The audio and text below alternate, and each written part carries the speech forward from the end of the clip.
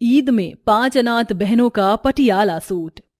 शिफा बेटा, सबसे पहले हम कपड़े को ऐसे 4 बार तय बनाएंगे, फिर उसके ऊपर चौक से कपड़े का माप बनाएंगे और फिर ऐसे कपड़े को कैंची की मदद से काटेंगे।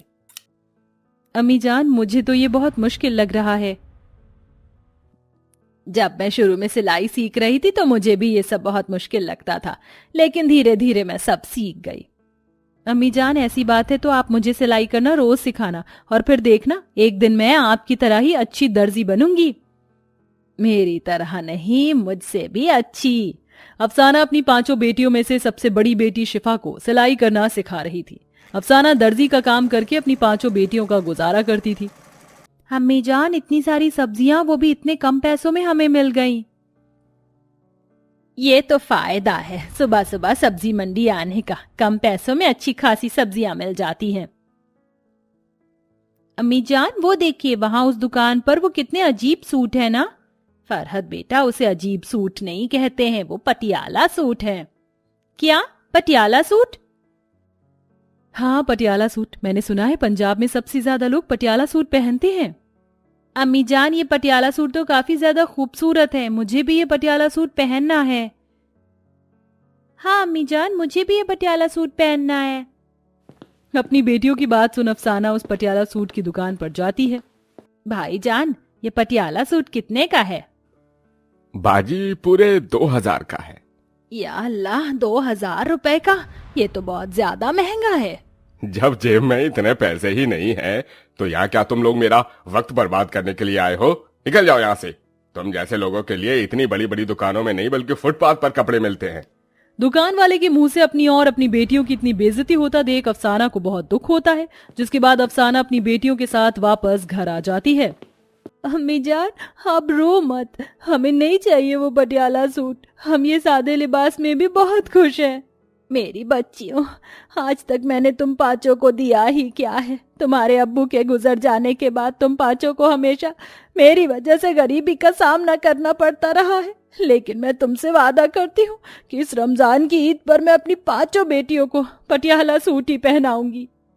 अफसाना की बात सुन उसकी बेटियां उसके गले लग जाती हैं, जिसके बाद अफसाना और कड़ी मेहनत कर दिन रात लोगों के कपड़े सिलती है ताकि वो अपनी 5 बेटियों के लिए पटियाला सूट सिल सके। ऐसे ही एक दिन जब अफसाना लोगों के कपड़े उन्हें देकर अपने घर आ रही होती है कि तभी रास्ते में तेज तूफान बारिश शुरू हो जाता है। ये बिन मौसम इतनी तेज बारिश कैसे आ गई? तूफानी बारिश से बचने के लिए अफसाना एक बड़े से पेड़ के नीचे खड़ी हो जाती है, लेकिन तभी आसमान से बिजली आकर सीधा उस पेड़ पर गिरती है, जिसके चलते वो पेड़ सीधा अफसाना पर गिर जाता है और इतने बड़े पेड़ के नीचे दबकर अफसाना अल्लाह ताला को प्यारी हो जाती है और उसकी 5 बेटियां अनाथ हो जाती हैं। बाजी, हमें अम्मी जान के पास जाना है, हमें अम्मी जान चाहिए।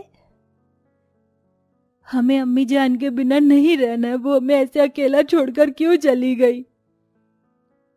सनम, अम्मी जान भले ही हमसे दूर है, लेकिन वो अल्लाह ताला के पास से हमें हर वक्त देख रही हैं। पहले अल्लाह ताला ने हमसे हमारे अब्बू छीन लिए और अब हमारी अम्मी। अब अपनी अम्मी और अब्बू के बिना इस दुनिया में हम कैसे रहेंगे? या खुदा, हमें भी अपने पास बुला ले। 5 बहनें एक दूसरे से लिपट कर खूब रोती हैं और ऐसे ही कुछ दिन गुजर जाते हैं और माह रमजान का महीना शुरू होने वाला होता है। 2 दिनों बाद रमजान का महीना शुरू हो जाएगा और घर में अब खाने के लिए एक अन्न का दाना भी नहीं है। जो भी कुछ था वो खत्म हो चुका है। अब हम क्या करें? मैं सोच रही थी क्यों ना अब मैं कहीं काम ढूंढ लूं। बिना काम करे तो ये घर नहीं चल सकता। तो मैं भी आपके साथ काम पर आऊंगी। नहीं, तुम घर पर रहकर हमारी 3 छोटी बहनों का ध्यान रखना। बाजी, अम्मी जान के गुजर जाने के बाद आपने हम 4 बहनों को बहुत संभाला। उनके जाने के बाद आपने हमारा दिन रात ख्याल रखा है, तो क्या अब मैं आपके साथ काम भी नहीं कर सकती? मुझे भी काम करना है ताकि मैं आपका हाथ बंटवा सकूं। छोटी बहन के मुंह से ऐसी बातें सुन शिफा की आंखों में आंसू आ जाते हैं, जिसके बाद अब दोनों बहनें काम ढूंढने की तलाश में निकल जाती हैं। जहां शिफा को एक दुकान में काम मिल जाता है, वहीं सनम भी एक ढाबे में काम करना शुरू कर देती है और दोनों बड़ी बहनें काम करके अपनी 3 बहनों को पालती हैं। सानिया, कुलसुम, कल तुम दोनों खेलने क्यों नहीं आई? कल हम अपनी अम्मी अब्बू के साथ ईद के कपड़ों की शॉपिंग के लिए गए थे। पता है, अब्बू ने मुझे परी वाली फ्रॉक दिलाई है। और मुझे गुलाबी रंग का शरारा। क्या तुम लोगों के ईद के कपड़े आ गए? सानिया, ये तुम क्या कह रही हो? तुम्हें पता नहीं इनके अम्मी अब्बू तो कब के खत्म हो गए हैं। बिना अम्मी अब्बू के बच्चे अनाथ होते हैं और अनाथ थोड़ी ना ईद पर नए कपड़े पहनते हैं। चुप करो तुम, हम अनाथ नहीं है। हमारी बड़ी बाजी हमारे लिए ईद के नए कपड़े लेकर आएंगी। क्या ईद के नए कपड़े? हम भी देखते हैं कि तुम पांचों अनाथ बहनें ईद के दिन नए कपड़े कैसे पहनती हो। सानिया कुलसुम की बात सुन सारा और फरा दोनों उदास हो जाती हैं। थोड़ी देर में इफ्तारी का वक्त होता है और दोनों अपने घर इफ्तारी के लिए पहुंच जाते हैं। ये क्या, तुम्हारा चेहरा क्यों इतना उतरा हुआ है और तुम कुछ खा पी भी नहीं रही हो? तुम्हारी तबीयत तो ठीक है ना? बाजी, ये सब तो सानिया और कुलसुम की वजह से हुआ है। क्या मतलब? शिफा के पूछने पर फरा और सारा उसे सारी बात बताती हैं। बाजी, अब हमें माफ कर देना। हम जानते हैं कि आपके पास पैसे नहीं है कि आप हमें ईद के लिए कपड़े दिला सके, लेकिन वो सानिया और कुलसुम हमें इतना चिढ़ा रही थी, इसलिए हमने ये सब बोला। अपनी बहनों की बातें सुन और ईद को इतना करीब आता देख शिफा को अब अपनी बहनों के लिए ईद के कपड़ों की फिक्र शुरू हो गई थी। वो जानती थी कि उनकी माँ ने उनसे वादा किया था कि वो ईद पर अपनी पांचों बेटियों को पटियाला सूट पहनाएंगी। इसलिए अब अपनी माँ के वादे को पूरा करने के लिए शिफा राशन की दुकान में काम करने के साथ साथ लोगों के घरों में साफ सफाई और खाना बनाने का भी काम शुरू कर देती है। थोड़ी बहुत पैसे तो मैंने जमा कर लिए हैं, अब थोड़ी बहुत और रह गए। जल्दी से पैसे जमा कर अपनी बहनों का पटियाला सूट सिलने की तैयारी करूंगी। शिफा जमा किए गए पैसों को लेकर कट्टर मार्केट जाती है और वहां से पटियाला सूट बनाने के लिए तरह तरह के कपड़े और लेस खरीदती है। रात में जब शिफा की चारों बहनें सो जाया करती थीं, तो वो रात भर जागकर अपनी बहनों के लिए पटियाला सूट बनाती थी। अम्मी जान ने बताया था कि पहले कपड़े को माप कर काटना है, जिसके बाद उसी कपड़े के रंग के धागे से कपड़ा सिलना है। अपनी अम्मी जान के बताए तरीके से शिफा रमजान के आखिरी रोजे तक पटियाला सूट सिलती है और आज ईद का दिन होता है। चारों बहनें नहा धोकर अपने घर में रहती हैं कि तभी वहां हाथों में पटियाला सूट लिए शिफा आती है। आज ईद के दिन तुम चारों ने ये पुराने लिबास क्यों पहने हैं? ये देखो मैं तुम चारों के लिए क्या लेकर आई हूँ। बाजी, ये तो पटियाला सूट है, ये आपके पास कहाँ से आया? ये पटियाला सूट मैंने अपने हाथों से तुम लोगों के लिए सिला है। जल्दी से पहनकर बताओ कि तुम्हें कैसा लगा। चारों बहन पटियाला सूट पहनती हैं, वहीं शिफा भी अपना सिला हुआ पटियाला सूट पहन लेती है। बाजी, ये पटियाला सूट तो उस दुकान के पटियाला सूट से भी ज्यादा सुंदर है। आपने तो कभी ज्यादा सिलाई भी नहीं सीखी थी, फिर भी आपने इतना अच्छा पटियाला सूट कैसे सी लिया? अम्मी जान मुझे रोज रोज कपड़े सिलना सिखाती थी, उसी को याद कर मैंने ये पटियाला सूट सिया है। अम्मी जान ने वादा किया था कि वो हमें इस ईद पर पटियाला सूट जरूर दिलवाएंगी। अम्मी जान तो खुदा के पास चली गईं, लेकिन मुझे इस बात की खुशी है कि मैंने उनके वादे को पूरा किया। अगर आज अम्मी जान होती तो उन्हें आप पर बहुत गर्व महसूस होता।